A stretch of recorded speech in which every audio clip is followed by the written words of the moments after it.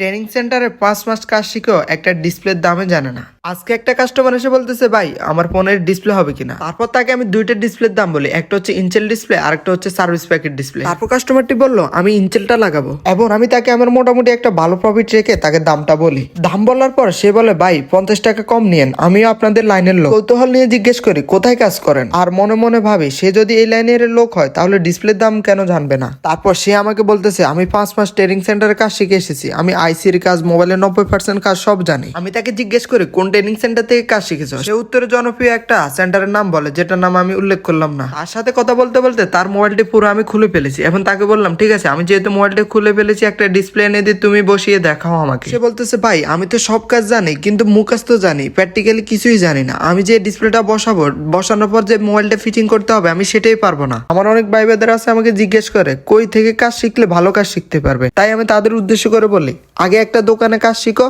Mobile খোলা শিখো, basic কাজগুলো জানো, তারপর অ্যাডভান্স লেভেলে কাজ শেখার জন্য ট্রেনিং সেন্টারে গেলে তুমি কাজগুলো সুন্দরভাবে বুঝতে পারবে, এবং এই কাস্টমারটির মতো তোমার টাকাগুলো নষ্ট হবে না, আর সুন্দরভাবে কাজ শেখা হয়ে যাবে।